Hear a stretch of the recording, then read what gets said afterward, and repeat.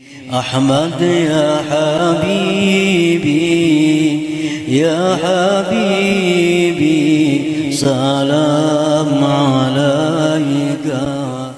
Bismillahirrahmanirrahim. Apabila Allah melepaskan lisan, menuturkan lisan kita dengan doa, maka ketahuilah bahwa itu Allah menghendaki memberikan kepada engkau apa yang diminta itu. Al-murid qad yulazimu samta liktifaihi bi'ilmillahi subhanah. Seorang murid, seorang yang hendak mendapatkan ma'rifat kepada Allah, terkadang dia itu melazimi akan diam,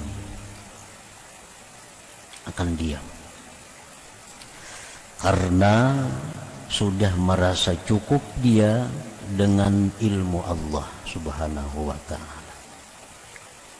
Terkadang seseorang itu, seorang murid tadi, dia berdiam apapun keadaan yang dihadapinya, apapun kesengsaraan yang dialaminya, diam karena dia sudah cukup dengan pengetahuan Allah. Kada perlu lagi minta kepada Allah karena Allah sudah tahu. Jadi kadang-kadang seorang murid itu dalam keadaan demikian, apapun yang menimpanya, dia hanya diam karena sudah merasa cukup, Allah sudah tahu dengannya. Nah, seperti yang dikatakan oleh Al-Habib Abdullah Al-Haddad, qad kafani ilmu rabbi min su'ali wa ikhtiyari. Qad kafani ilmu rabbi min su'ali wa ikhtiyari. Yazidin cukup akan daku oleh ilmu Tuhanku daripada permintaanku dan usahaku. Ada perlu lagi minta, Tuhan tahu aja sudah nangku perlukan ini apa. Kada perlu lagi berdoa karena Tuhan tahu aja apa yang aku butuhkan. Nah, seorang murid itu kadang-kadang dia ada mengalami keadaan demikian, sehingga apapun yang menimpa dia hanya berdiam, kada minta apa-apa kepada Allah karena dia yakin Allah tahu keadaannya.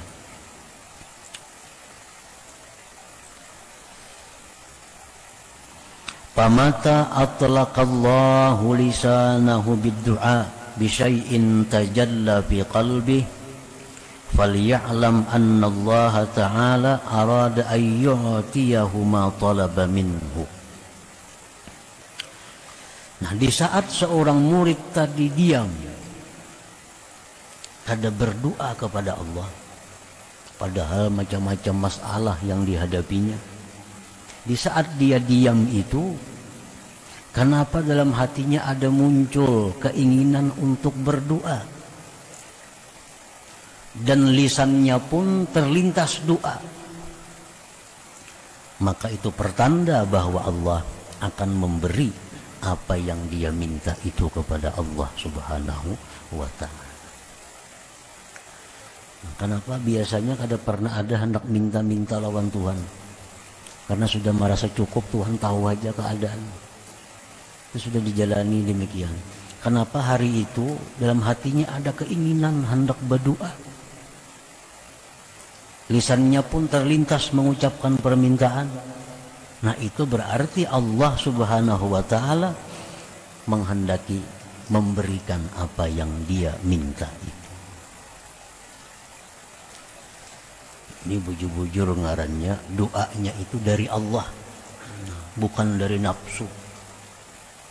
Nah, bila doa itu memang datangnya dari Allah, lalu terlintas di hatinya, lisannya menuturkan apa yang di hatinya, maka itu Allah akan mengabulkan.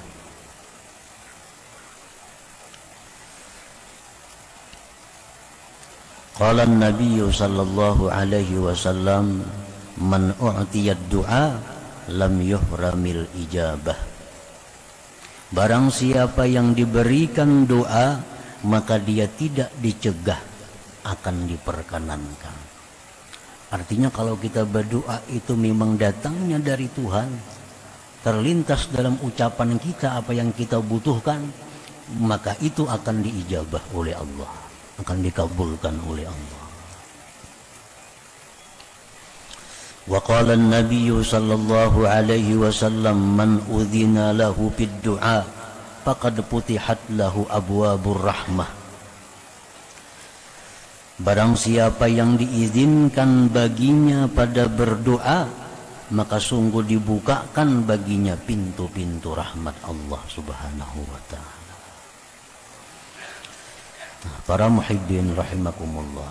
Jadi kenapa doa kita itu biasanya kada diijabah oleh Allah, doa-doa kita itu kada dikabul oleh Allah? Karena salah satu penyebabnya doa itu timbul dari nafsu kita, dari nafsu, bukan dari Allah.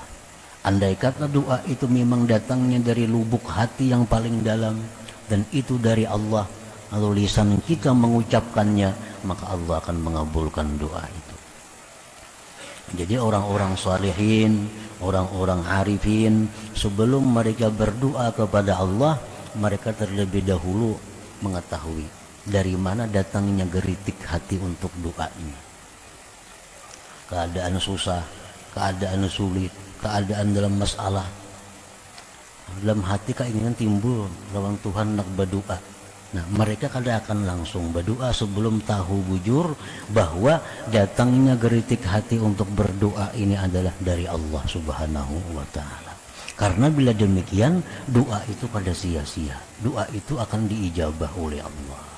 Ahmad ya habibi, ya habibi, salam ala